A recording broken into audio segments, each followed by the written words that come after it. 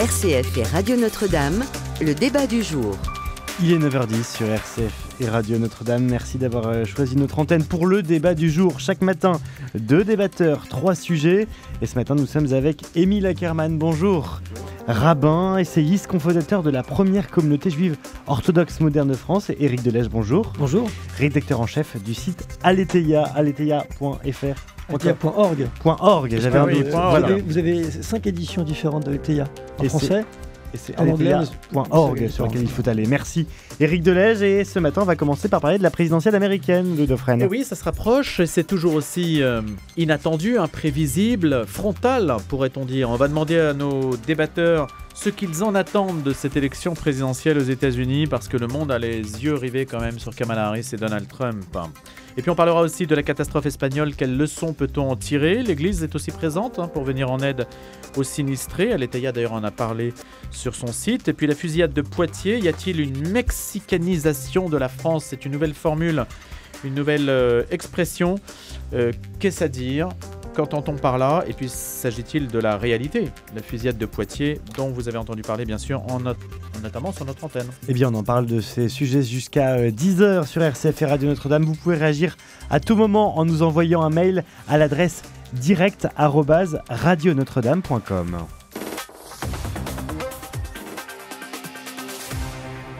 Donald Trump a promis un raz-de-marée de suffrages en sa faveur.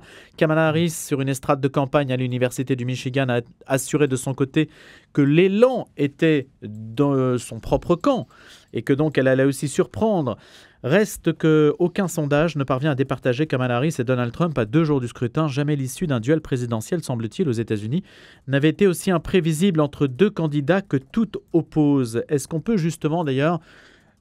Émile Ackermann et puis Éric Delège, voir comment, à quelques heures maintenant du début de ce scrutin, comment vous voyez les choses et quelles sont les grandes lignes de fracture en fait qui opposent Donald Trump et Kamala Harris selon vous, Émile Ackermann? Moi j'ai été assez choqué de voir le nombre de désinformations, de fake news qu'il y a aujourd'hui sur ce sujet et qui a été en grande partie provoqué par Elon Musk et le réseau Twitter qui est un grand soutien de Donald Trump. J'ai un vrai problème avec la situation. Je n'attends pas grand-chose finalement de la présidentielle, si ce n'est de prendre les leçons, de tirer les leçons pour la France, puisque on a vu aujourd'hui que... il y a des États-Unis qui sont très fracturés. On a des groupes politiques extrêmement polarisés et polarisants qui ne partagent même pas la même réalité. Et je pense que c'est ça en France qu'on doit surveiller vraiment de très près, puisque ça peut arriver très vite. Le fait d'avoir des populations qui ne vivent même plus dans le même espace-temps, qui n'ont pas accès aux mêmes informations, au même traitement de l'information. Et quels sont ces 2 espaces-temps, Émile Ackermann? Je n'ai pas envie de rentrer dans les lieux communs de ce qu'on appelle l'Amérique rurale et puis l'Amérique bleue démocrate, plutôt des villes. Je pense que c'est vraiment... de mondes différents où d'un côté on va beaucoup parler de l'immigration, on va beaucoup parler de ce qui se passe à la frontière, de pouvoir d'achat. D'un autre côté on va parler plus de grandes causes de justice sociale, justice climatique. Et j'ai l'impression que on a atteint un stade où ces 2 populations aujourd'hui aux États-Unis ne peuvent même plus se parler puisqu'elles n'ont même plus de terrain commun. Et c'est ça qui me terrifie un petit peu. Et je pense qu'en France, de loin, on ne peut pas avoir vraiment d'impact sur ce qui va se passer. Par contre, ce qu'on peut faire, c'est tirer les leçons. Il faut les tirer très vite parce que la polarisation de la vie politique et les fake news, la désinformation, elle est présente en France et ça s'aggrave de plus en plus. Donc c'est de ça, à mon avis, qu'il va falloir vraiment traiter. On vit à l'heure américaine, Éric Delège? On vit à l'heure américaine, oui probablement, parce qu'on est quand même tous, me semble-t-il, suspendus au résultat de cette élection qui est importante, dont on sait qu'elle va naturellement changer peut-être des choses pour le peuple américain, mais aussi pour l'ordre du monde. C'est d'ailleurs, je pense, le seul intérêt que nous, Français, on trouve à cette élection, c'est de voir qui de Kamala Harris ou de Donald Trump sera élu, parce qu'on sait très bien que ça va avoir une incidence directe sur nous, Français, nous, Européens, et sur l'ordre du monde, puisque les visions stratégiques et diplomatiques ne sont pas exactement les mêmes. Et on sait que ça aura des conséquences immédiates. Est-ce que Kamala Harris va pivoter plus doucement vers l'Asie que vers l'Europe, contrairement à ce que promet Donald Trump, qui lui, rien de moins, promet de régler le problème ukrainien en 24 heures chrono, ce qui est assez stupéfiant. Nous, en fait, on est suspendus à cette élection parce qu'on sait que ça a des conséquences immédiates sur nous, sur notre sécurité, à commencer par l'Europe. Dans quelle mesure y a-t-il un effet miroir si jamais les deux sociétés sont polarisées, les nôtres, j'entends les sociétés européennes et puis la société américaine? Est-ce que vraiment on parle le même langage et est-ce que les deux camps sont marqués ici comme ils le sont là-bas? Éric Delège. Je ne sais pas s'ils sont marqués de la même façon. Effectivement, on va retrouver au niveau de la politique intérieure les mêmes sujets sur le pouvoir d'achat, même si c'est sensiblement différent quand même aux États-Unis. Mais effectivement, on va retrouver toute une série de problématiques à laquelle Kamala Harris et Donald Trump ne répondent pas de la même façon, en tout cas sur le plan sémantique, que ce soit l'immigration, effectivement, le pouvoir d'achat, et puis la pauvreté. Le peuple américain a quand même beaucoup perdu en espérance de vie, en pouvoir d'achat ces dernières années, et c'est peut-être aussi ce qui contribue à polariser le débat dont parlait Émile. Émile Ackerman. Oui, il y a une envie aussi, ce que je perçois dans les personnes en tout cas qui votent pour Trump, et les soutiens affichés de Trump, et il y a une envie finalement de rejoindre un mythe, le mythe américain qui a été un petit peu battu en brèche avec la mondialisation, et j'ai l'impression que Trump redonne un petit peu une vision plus nationaliste, plus patriotique, plus finalement ancienne, qui est inscrite dans l'histoire des États-Unis, quelque chose que nous on n'a pas. Donc s'ajoute à ça cette justement polarisation un petit peu du débat public médiatique. On a une forme de légende en fait trumpiste. C'est pour ça qu'il a pu se représenter finalement. Une légende trumpiste qui a émergé. Et en face de ça, Kamala Harris n'arrive pas du tout à représenter de la même façon une forme d'espérance pour le peuple américain aux yeux d'une grande partie. Elle incarne beaucoup moins, on va dire, le rôle, la stature présidentielle aux yeux de beaucoup d'acteurs de la politique américaine. Ce n'est pas un Obama féminin. Ah non, je pense. Et pourquoi? Elle aurait pu. Ça c'est il y a tout, il y a manque de charme, manque de charisme, mais aussi peut-être manque de profondeur dans le manque de charme. Manque de profondeur, c'est ce qu'on attend aujourd'hui finalement de Donald Trump. A du charme, du charisme, même si on n'aime pas du tout ses méthodes. Je pense qu'il y a peut-être un manque de profondeur parce que elle estime qu'il faut avoir une profondeur dans les débats, alors que Trump ne s'embarrasse pas de tout ça. Il parle vraiment un langage vraiment du peuple extrêmement simpliste, et il s'embarrasse pas de chercher à avoir une forme de complexité dans ses propos. Et je pense que c'est quelque chose aussi qui plaît beaucoup. On n'est plus. Elle devait être aussi l'anti-Trump. C'est peut-être une stratégie électorale d'être l'anti-Trump et effectivement de ne pas asséner, comme le fait sans doute Donald Trump, des vérités de façon très verticale. En tout cas, pour Hillary Clinton, ça n'avait pas marché. Donc, si elle retente la même expérience, je pense que ça va finir pareil. Alors, je ne veux pas forcément chacun va faire ses pronostics, mais en tout cas, tous les sondages et les instituts de sondage qui avaient donné Trump gagnant à l'époque donnent Trump gagnant aujourd'hui.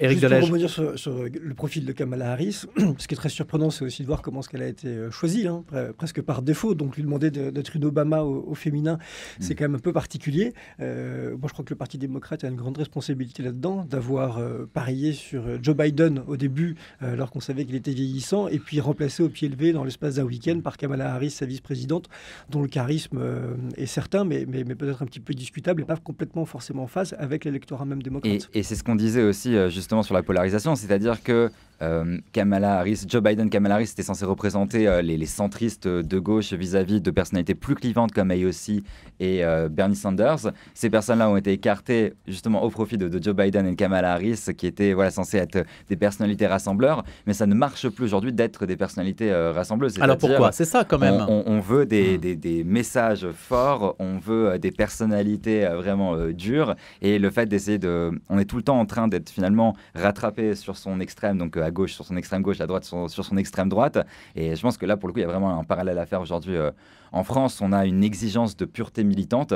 Et si vous regardez aujourd'hui l'extrême gauche aux États-Unis, ce qu'ils vont reprocher, c'est eux qui appelaient Joe Biden Genocide Joe, ou je ne sais plus quel est le surnom de Kamala Harris aujourd'hui, mais c'est-à-dire ils sont dépassés en fait finalement par leurs extrêmes. Pourquoi on n'arrive plus à produire, ou cette société n'arrive-t-elle plus à produire des personnalités qui rassemblent? y compris qui ont du tempérament. Si on regarde des présidents américains de l'époque contemporaine, je ne sais pas moi, Eisenhower, ou alors évidemment c'était la guerre froide, mais c'était des personnes qui avaient du tempérament, qui étaient ou Reagan, c'était des personnes qui avaient quand même du tempérament et qui ont su imposer quand même une image de l'Amérique au monde et qui ne passaient pas pour des personnes effacées, de second rang, vous voyez, et qui pouvaient rassembler. Éric Delège, c'est peut-être un petit peu d'histoire, mais on ne comprend pas pourquoi on n'arrive plus à produire de personnes qui peuvent parler à tout le monde. C'est peut-être pas propre qu'aux États-Unis, ce type de profil. Moi, je crois que l'environnement médiatique fait qu'on privilégiera toujours des personnalités clivantes, auxquelles on peut s'identifier, sans forcément avoir ce souci de rassemblement qui est propre aux clés de voûte des institutions. Là, je parle des États-Unis, mais aussi parfois de la France. On voit bien aussi le profil du personnel politique en France, sans faire de rapprochement trop rapide.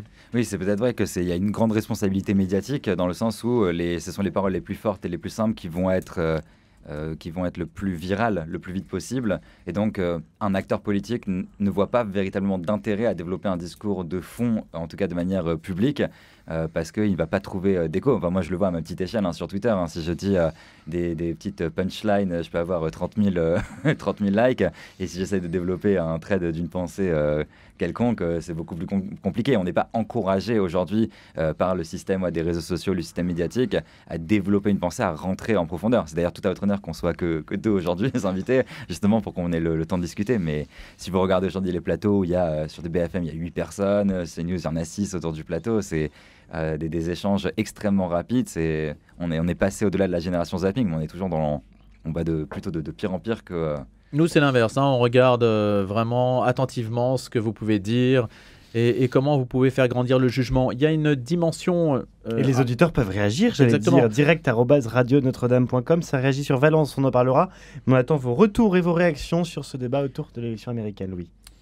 On a une dimension importante peut-être à analyser, c'est le poids du facteur religieux dans l'élection américaine. On dit que la droite chrétienne est derrière Donald Trump, mais tous les évangéliques ne votent pas non plus pour Donald Trump. Et il y a une partie qui est pour Kamala Harris et une partie aussi qui s'abstiendra, semble-t-il, selon des études que l'on a pu regarder. Et Kamala Harris a pu faire valoir, on l'a dit aussi sur cette antenne, une certaine affiliation religieuse auprès de l'Église baptiste à laquelle elle appartient notamment. Comment voyez-vous cette réalité religieuse dans l'importance qu'elle peut recouvrir pour cette élection américaine? Éric Delège. Elle est importante. Moi, je suis toujours stupéfait par ces sondages très précis qui sectionnent une société en fonction de l'Église à laquelle on appartient. Effectivement, sur le vote chrétien, notamment aux États-Unis, il me semble plutôt acquis à Donald Trump pour tout un tas de raisons, mais c'est beaucoup plus subtil que ça en fonction de l'état dans lequel vous vous trouvez et des origines ethniques des chrétiens dont on parle. Sur l'électorat catholique, que je connais un peu mieux, il y a 21% de catholiques aux États-Unis. On voit bien, là encore, que les sondages sont incapables de départager Kamala Harris de Donald Trump. On est à 48-52, ça change régulièrement. C'est surprenant. Oui et non, parce que en définitive, on va retrouver chez les partisans de Kamala Harris et les partisans de Donald Trump des intérêts qu'ils portent au nom de leur baptême aussi. Donc, ce sera toujours fonction de la localisation de ces chrétiens et de leur origine ethnique. C'est peut-être le pape François qui avait, de façon la plus lapidaire, résumé cette opposition, renvoyant quasiment dos à dos les électeurs, en disant que Donald Trump et Kamala Harris n'étaient pas des candidats pour la vie. Et on ne parlait pas forcément de l'avortement, on parlait aussi du sort des migrants mexicains. Voilà, c'est toutes ces fractures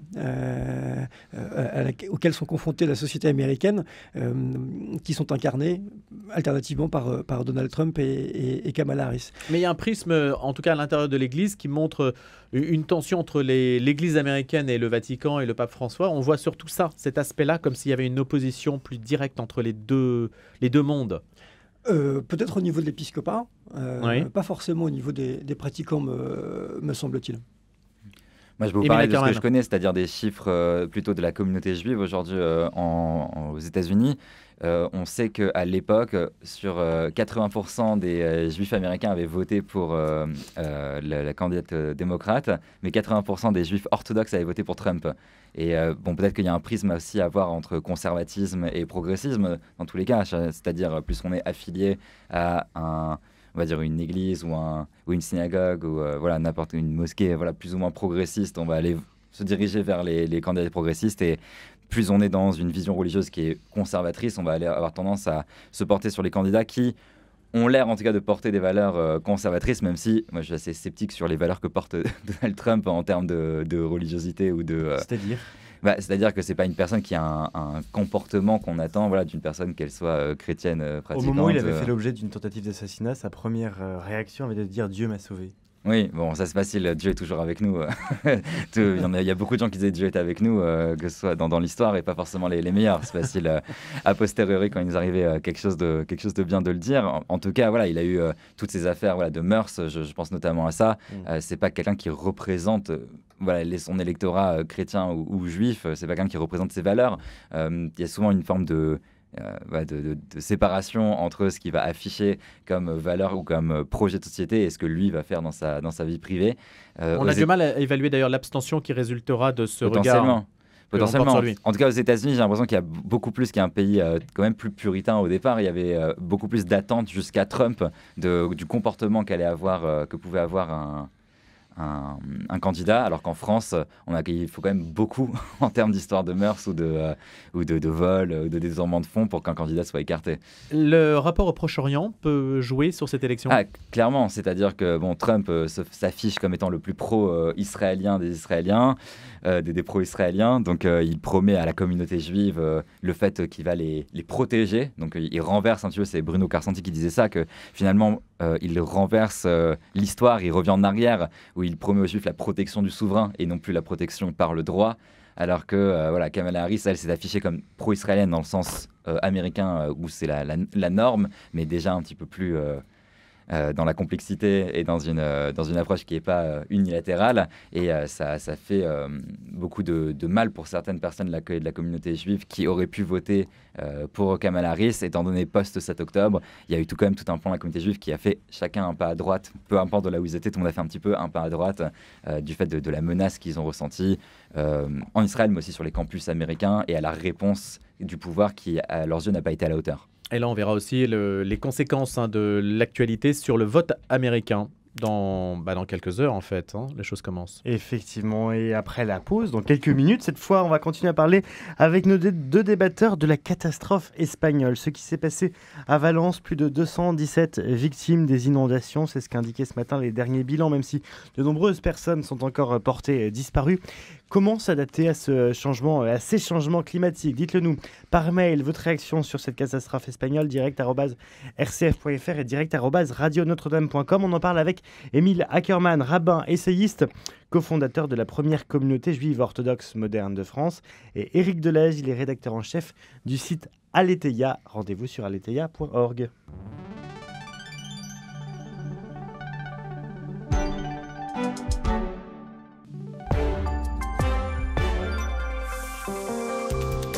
La suite du débat du jour, toujours avec Émile Ackerman, rabbin, essayiste, et Éric Delège, rédacteur en chef du site Aletheia. Les grandes épreuves sont une occasion de voir ce que vaut la nature humaine. On le voit en Espagne, dans le sud-est de l'Espagne, ravagée par des inondations. D'un côté, il y a des pillards, mais de l'autre, il y a aussi une très grande solidarité qui s'est exprimée. Tant la situation est délicate, imaginez qu'il n'y a plus rien, ne serait-ce que pouvoir brancher un téléphone portable pour passer des appels à des proches dont on attend peut-être des nouvelles. Bref, on imagine la vie que les Espagnols traversent, l'épreuve qu'ils traversent en ce moment. Et cela s'est manifesté à travers une protestation inédite. C'est le fait que, face à cette situation, confrontés à une foule en colère et menaçante, le roi et la reine d'Espagne ont pu dire qu'il fallait comprendre la souffrance, mais ils ont été conspués par des habitants excédés qui ont crié « Assassin, assassin ». Alors, dans quelle mesure cette Cette accusation est-elle fondée? Et puis, ce que nous pouvons tirer comme leçon de cette épreuve espagnole, Émile Ackermann, Éric Delège. Éric.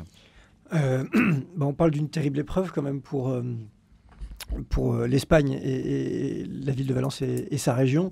Inutile, je crois, de revenir sur les images glaçantes qui tournent sur cette catastrophe et qui semblent, de fait, au regard du bilan qui s'est aggravé et pourrait encore s'aggraver, de l'impréparation et de la façon dont ce phénomène a surpris toute une population, peut-être qu'on va en reparler, qui a été prévenue très tard.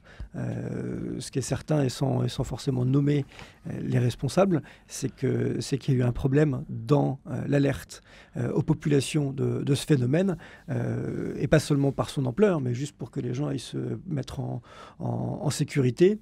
Et donc, les images sont fortes, même si, à mon avis, elles ne résument pas complètement le déplacement du roi d'Espagne. Mais effectivement, ils incarnent une autorité, et au même titre que le chef du gouvernement, le souverain est conspué à coups de jet de boue, puisque de toute manière, il ne reste plus que ça là-bas. Hein. C'est absolument terrible, ces images. Ce qui s'est passé en Espagne. Avec des images qui montrent aussi la difficulté à assurer sa propre sécurité. C'est quand même étonnant d'ailleurs d'avoir déplacé un chef d'État dans des conditions qui paraissent là aussi assez précaires, notamment avec un parapluie qui permettait de l'identifier, ce qui est quand même un peu étonnant. Émile Ackermann. Oui, mais je pense que la question qui se pose ensuite, une fois qu'on a posé le constat de l'impréparation et du fait qu'il y avait un manque de communication entre les plusieurs agences gouvernementales, voilà, parce que c'était très décentralisé, c'est la question simplement de l'écologie. On sait à quoi est due cette catastrophe, on sait que c'est le réchauffement climatique. Maintenant, qu'est-ce qu'on fait pour, non pas stopper, parce que c'est plus possible, mais en tout cas ralentir le réchauffement climatique? C'est pas à l'Espagne de le faire, c'est à tous les pays, et notamment les pays européens, de se mettre ensemble pour pouvoir avoir une forme de plan global sur le long terme. Et je pense que c'est là que se situe le débat, au-delà des questions logistiques. Et donc, c'est possible d'agir?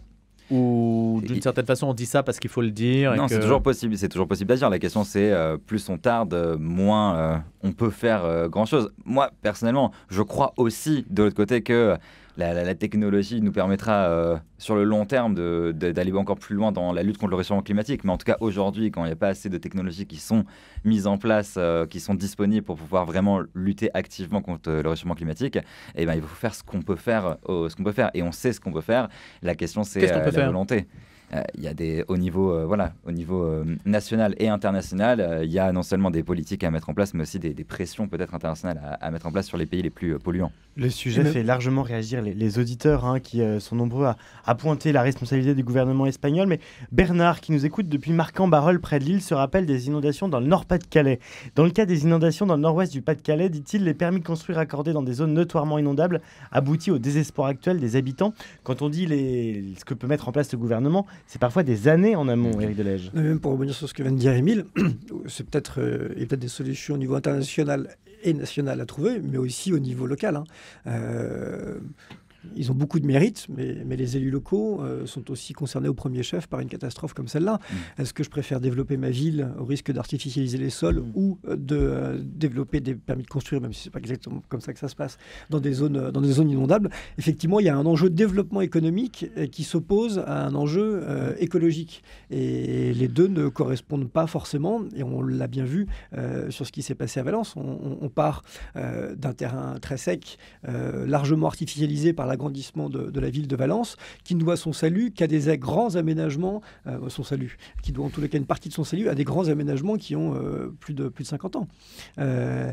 Précisément parce qu'il y a des politiques locales qui ont été mises en place. Et pourquoi sans salut, Éric Delège? Pourquoi dites-vous cela, que c'est lié à tel ou tel aménagement? Non, mais c'est ce fameux cours d'eau qui traverse Valence qui a été détourné et qui a permis rétrospectivement, il faut le dire là aujourd'hui, à la ville de Valence de ne pas être sous les eaux à proprement parler, mais son agglomération. Donc l'aménagement du cours d'eau. Oui, on repousse un peu le problème puisque l'eau va ailleurs. Mais voilà, il y a une responsabilité, me semble-t-il, des élus locaux. Là, je ne dirais pas que c'est injuste, parce que c'est eux qui vont incarner le pouvoir, mais que ce soit le chef du gouvernement espagnol ou le roi d'Espagne, peut-être qu'ils incarnent aussi les insuffisances d'un exécutif local. qui a sans doute un peu péché dans la coordination de la réponse d'urgence à donner au moment du phénomène de la goutte froide, et puis peut-être aussi dans certains choix, même s'ils ne sont pas là depuis très longtemps au pouvoir, dans certains choix immobiliers ou économiques. Voilà. C'est cette contradiction-là, en fait, moi, que je trouve frappante entre une nécessité de développement qui est réclamée par les populations, mais une nécessité aussi de prendre en compte de l'environnement dans lequel on évolue pour s'adapter aussi à des catastrophes climatiques de plus en plus intenses. Qui est en fait la contradiction, justement, aussi sur le plan global de réchauffement climatique et justement de l'activité humaine, où on a besoin d'un développement économique et d'un développement sociétal général, tout en prenant en compte les contraintes environnementales. Et c'est là que justement on pêche, parce qu'on ne trouve pas cet équilibre-là pour l'instant. Mais maintenant, au-delà du discours, en fait, qu'est-ce qu'on constate ? On constate que de plus en plus d'habitants sur Terre vivent sur les littoraux. Donc il y a une forte concentration de personnes dans les villes. Et ces villes sont souvent donc évidemment en front de mer, mais derrière il y a des montagnes, et que les montagnes accrochent les nuages, et que lorsque les nuages se déversent, eh bien, ces villes sont inondées. On a le phénomène sur la Côte d'Azur également. On ne semble pas sortir de ce modèle-là aujourd'hui. C'est-à-dire on se dit, ce type de phénomène goutte froide, ça arrive statistiquement à tant de périodes d'intervalle, on peut se le permettre. Ça ne remet pas en cause un modèle global qui consisterait à arrêter les constructions sur les littoraux montagneux en particulier. On parle de deux choses, en fait. On parle en termes locaux, c'est-à-dire où on construit parce qu'on sait qu'il y a un risque, et après on parle en termes global, c'est-à-dire qu'est-ce qu'on fait pour le réchauffement climatique pour qu'il y ait justement moins ce phénomène de la goutte froide. Non, ouais, moi, en rebondant sur ce que vous dites, Louis, ce qui s'est passé en Espagne, on pourrait très bien le voir en France, sur la Côte d'Azur. Ça s'est produit d'ailleurs. Très récemment, c'était pas un phénomène de goutte froide, mais à Nice, on a bien vu que l'eau pouvait surgir comme ça d'un coup. Et il y a toujours ce même problème de coordination en fait, des systèmes d'alerte et des secours qui sont mis en cause. Je ne suis pas politique, donc du coup, j'en sais rien. Mais très clairement, il y a des réponses concrètes à apporter en aménageant mieux, en aménageant peut-être moins certaines zones qui sont par nature exposées. Maintenant, il faut résister à la pression qu'exerce la demande sociale de vivre près des littoraux. Et ça, faut savoir, c'est quand même une question clé, puisque même vous regardez en France, la pression immobilière, les zones tendues, ce sont essentiellement sur les littoraux. C'est essentiellement tout le pourtour atlantique, pourtour méditerranéen. Et vous avez un grand vide central où les choses sont beaucoup moins tendues. Donc la pression s'exerce à mesure qu'on se rapproche de la mer. Voilà, notamment. Voilà. Donc il y a des concentrations très fortes de population, dans le sud en particulier. Ça laisse sans voix nos c'est ce que je constate. C'est un vrai constat, effectivement. Non, mais le désir de vouloir habiter à certains endroits fait qu'on a une concentration de population. Le désir individuel s'oppose à la réalité écologique. Exactement. Et puis bon, je trouve ça assez intéressant aussi. Il y a une contradiction dans certains endroits où on est submergé par les normes de construction. On ne peut pas construire dans certaines parties de la France à cause d'énormes... pression justement des codes de loi, et d'autres endroits où on a l'impression que finalement on a construit à des endroits où on ne devait pas du tout construire, et où ça finit par s'effondrer. C'est vrai qu'il y a peut-être une uniformisation à faire à ce niveau-là. Alors c'est vrai que la côte espagnole est particulièrement bétonnée aussi. Ils ont peut-être mal construit. Donc ça suppose de revoir quantité de pratiques. Est-ce que les habitants sont suffisamment sensibilisés aux conséquences climatiques ? Je pense qu'il n'y a pas un Français qui ignore qu'il y a un changement climatique. Et pour autant, on est quand même surpris de ces cataclysmes qui arrivent. On a eu l'Ardèche en France, on a Valence. En Allemagne. En Allemagne, ça se multiplie, et à chaque fois on a l'impression qu'on dit là c'est incroyable ce qui se passe, alors même que ça fait 10 ans qu'on rappelle à corps et à cri qu'il y a un changement climatique. Pourquoi ? Parce que c'est toujours la dissonance cognitive. On pense que notre action va pas avoir va pas amener un grand changement. C'est pas est-ce que je trie mes déchets et du coup va plus y avoir de changement climatique. Non. Donc chaque personne se dit moi ce que je fais ça vaut pas vraiment le coup. Donc on a beaucoup de personnes qui peuvent être sensibilisées.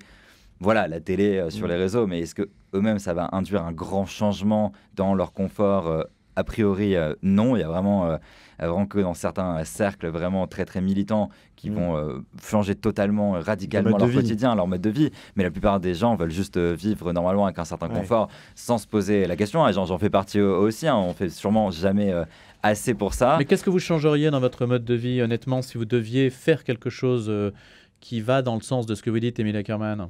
Non, je pense que c'est la question de la coordination avec d'autres personnes. On se sent souvent assez impuissant quand on est seul, et surtout quand on voit les chiffres. On sait que même si l'Europe se mettait tout ensemble dans un énorme plan de réchauffement climatique, il reste la Russie et la Chine.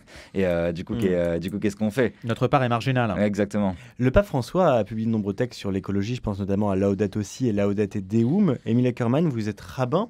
Quelle est la parole du judaïsme sur le sujet? Alors c'est toujours compliqué quand on dit la parole du judaïsme, parce qu'il y a effectivement énormément, voilà, il y a moins de hiérarchie, il y a beaucoup plus de courants différents. Ce qu'on peut voir émerger en tout cas, c'est que les mouvements juifs progressistes, à partir de l'orthodoxie moderne dont je suis parti jusqu'au mouvement réformé, ces derniers temps se sont beaucoup plus développés sur la question, ont développé une réflexion, une pensée sur dès la Genèse, Adam et Ève qui sont mis dans le jardin pour le garder, le travailler et le garder.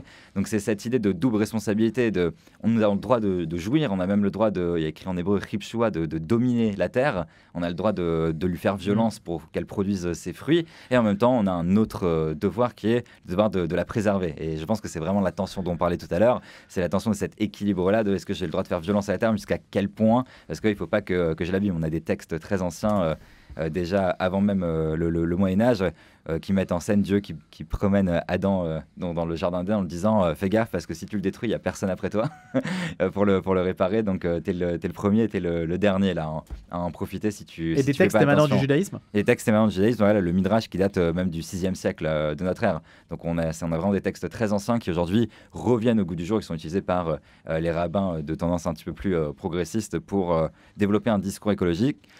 Du point de vue de l'orthodoxie un peu plus conservatrice, on a souvent un désintérêt un petit peu de cette idée-là en disant faut faire confiance à Dieu, faut la foi en Dieu, c'est de toute façon Dieu, on a un contrat avec lui que le monde il continuera à exister, donc c'est lui qui se débrouille. C'est vrai que moi je suis pas forcément dans cette vision-là. Je pense qu'on doit être toi le ciel t'aidera, c'est-à-dire on doit aussi participer activement en tant qu'humain à cette question. Éric Delège, côté Église catholique, est-ce que c'est un pont d'ailleurs l'écologie avec d'autres religions? Est-ce qu'on peut s'entendre sur un constat? Est-ce que vous voyez des frémissements de ce point de vue-là? L'encyclique de François a eu un écho largement au-delà du catholicisme. Et effectivement, c'est un constat et des encouragements sur lequel qui peut être une base de discussion sans trop d'achoppement avec d'autres religions, évidemment. C'est un moyen de s'entendre sans passer par les dogmes, en fait. Oui, parce que là, c'est très concret.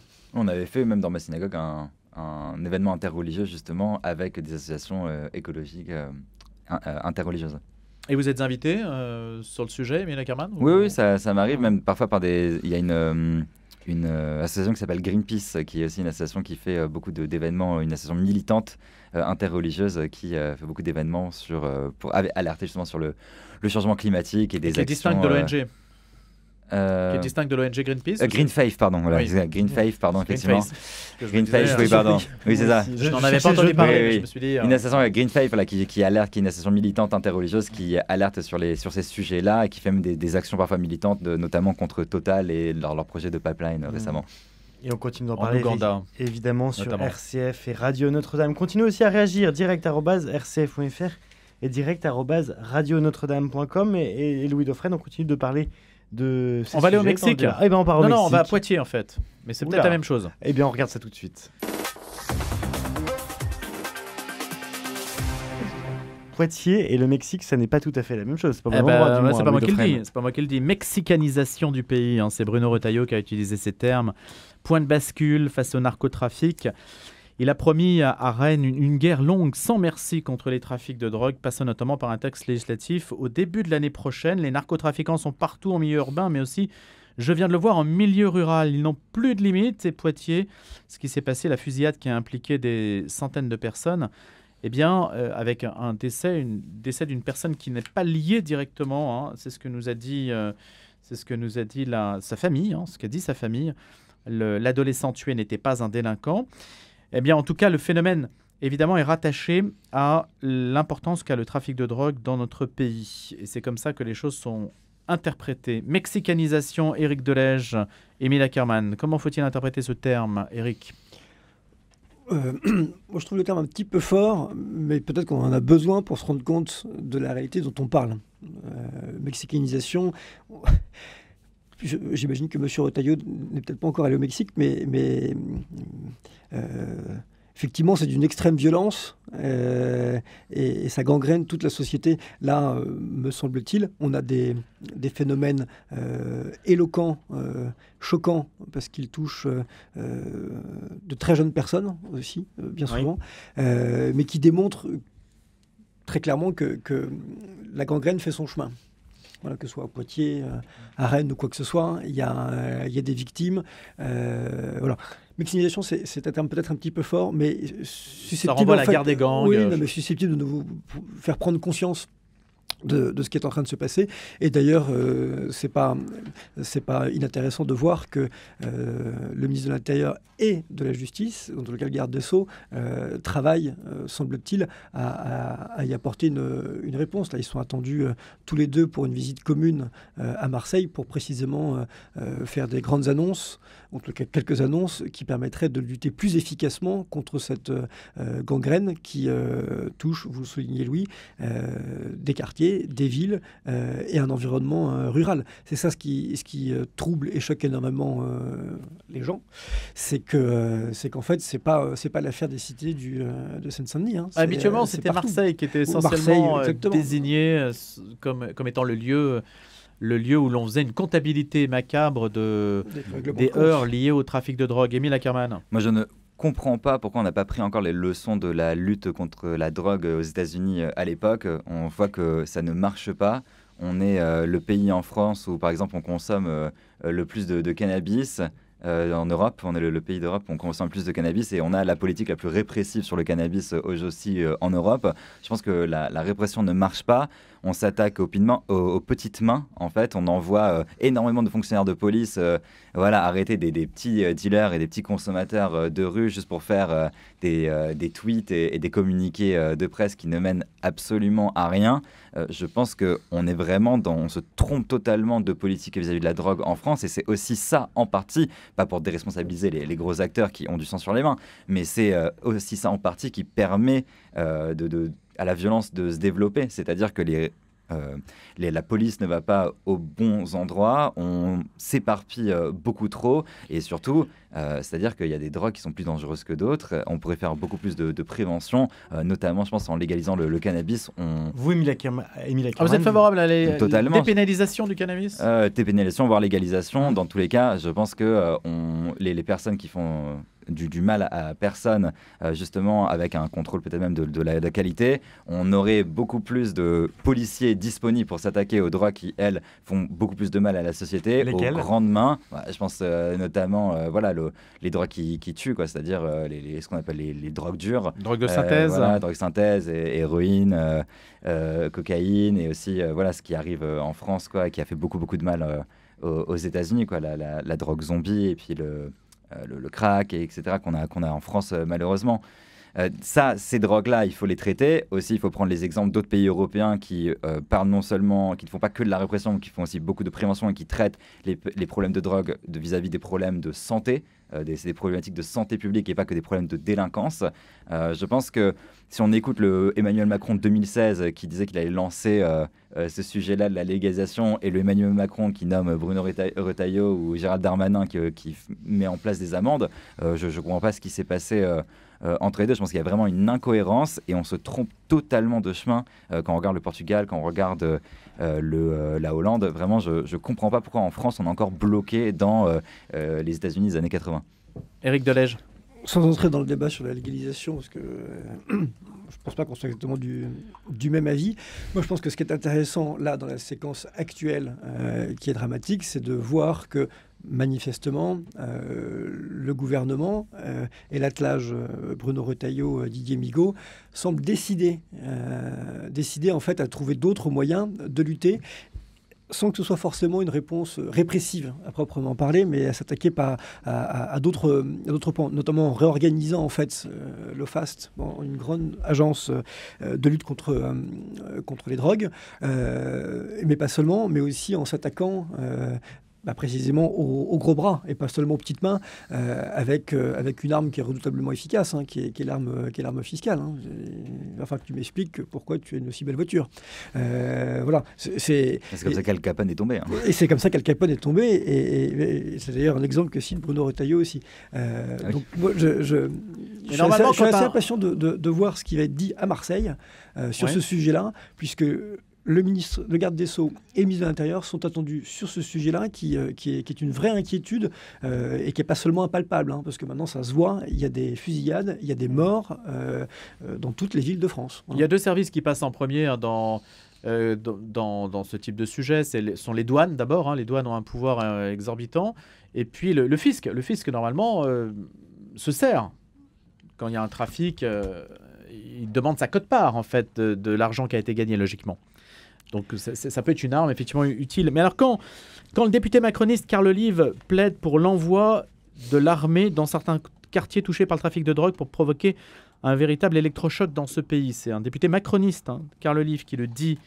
Vous dites, là on est complètement à côté de la plaque. Complètement à côté de la plaque. Et je pense que si on regarde même les études assez sociologiques qui ont été faites sur le sujet, la présence policière ou la présence du coup de l'armée dans les quartiers qui sont touchés justement par des formes de guerre de gangs permet en fait ne permet pas l'arrêt de la violence, mais au contraire permet de donner une cible établi aux narcotrafiquants. Ça ne veut pas dire qu'il ne faut pas aller dans les quartiers quand il y a des crimes, bien sûr, on ne veut pas des endroits intouchables où les policiers ne rentrent pas, mais envoyer des patrouilles et des personnes régulières en uniforme juste pour montrer qui est le chef, c'est pas mal quand c'est un politique qui le dit parce qu'il est content d'avoir fait ce tweet-là, mais par contre, sur le terrain, ça ne rend pas plus safe les personnes qui y habitent, et en fait, ça engendre plus de violence puisqu'on donne une occasion justement d'affrontement. Et les policiers souvent sont malheureusement mal formés, puisqu'il y a beaucoup de formations policières qui ne sont pas formées justement à la déescalade, mais plutôt ils sont envoyés avec tous leurs uniformes et leurs casques, etc., pour montrer qui sont les chefs. Je pense qu'encore une fois, ce n'est pas une bonne politique. Ça peut rassurer la population qui voit la population de loin qui voit ça sur les réseaux sociaux et à la télé, sur le principe même de l'effet. Je pense que l'effet est délétère. Éric Delège. Je rejoins assez Émile. En fait, ce sont généralement des annonces d'affichage qui peuvent satisfaire parce que c'est une réponse immédiate mais qui ne travaille pas le sujet au fond. Et j'en veux pour preuve qu'au Mexique, parce que c'était aussi la comparaison du début de cet échange, oui. Au Mexique, depuis que la lutte antidopage contre les drogues s'est radicalisée, l'État en fait s'est investi avec l'armée notamment et des moyens policiers supplémentaires, là encore pour de l'affichage. La guerre des gangs fait encore plus rage, quoi. Je ne sais pas si on sait qu'au Mexique, depuis 2006, il y a 150 000 personnes qui ont purement et simplement disparu. Disparu, victimes de la guerre des gangs. Que ce soit, c'est-à-dire que là, on règle plus ses comptes. C'est pas un par un avec une petite fusillade. Ils en embarquent 10, 20, 30. Allez voir au Mexique ces églises, ces familles rassemblées, endeuillées par la disparition pure et simple, sans aucune explication de leurs proches, parce qu'ils sont mêlés de près ou de loin, en fait, au trafic de drogue, que ce soit en appartenant à un gang ou en étant trop proche de quelconque organisation qui a maille à partir, pour le bien ou pour le mal, sur ce sujet-là. Donc qu'on soit côté répressif ou côté délictueux. Le côté ultra répressif, me semble-t-il, a des conséquences indésirables. Je pense qu'il faut, comme eux, être astucieux. Oui, ça ne veut pas dire qu'il ne faut pas punir les délits quand il y a des délits, évidemment, bien sûr. On est d'accord sur ça. C'est juste sur définir qui ce qu'est un délit. Exactement, et sur qui on concentre en fait les effectifs de police, les enquêtes, et est-ce que ça vaut vraiment le coup d'envoyer tout le monde dans les quartiers, les gars qui sont en bas du bloc pour les choper. Il y en a qui sont mineurs. Tu les gardes en garde à vue une fois 24 heures, 48 heures max, et ensuite ils repartent. Qu'est-ce qui s'est passé? Pas grand-chose. Les guetteurs, ils sont remplaçables. Tout le monde est remplaçable. La question, c'est ceux qui sont irremplaçables qu'il faut prendre. Je sais plus qui parlait d'une ubérisation quasiment en fait, des petites mains, hein, en fait, d'où cette extrême violence, parce qu'ils sont interchangeables, on peut leur demander On recrute n'importe sur quoi. Telegram très facilement, hein, c'est très facile. C'est des annonces qui Il y a sont même des faussées, annonces. comme sur Le Bon Coin. C'est des annonces vraiment. Et c'est sans parler aussi des clients, puisque un marché qui brasse tant d'argent, c'est donc qu'il y a énormément de clients qui achètent. Moi, je suis toujours sidéré par les volumes d'argent en jeu. La question finalement c'est ça, c'est pourquoi se drogue-t-on, somme toute, hein. Je Eh crois bien, que- Après on tout, pourrait en parler dans un prochain ce qui débat. serait voilà, l'objet de la... Eh bien voilà, véritable prochain discussion. débat. Merci beaucoup. Émile Ackermann, rabbin essayiste, cofondateur de la première communauté juive orthodoxe moderne de France. Merci Éric Delège, rédacteur en chef du site aletheia.org. Merci Louis Dauphren. Merci à Pierre-Henri Paget qui réalisait cette matinale ce matin.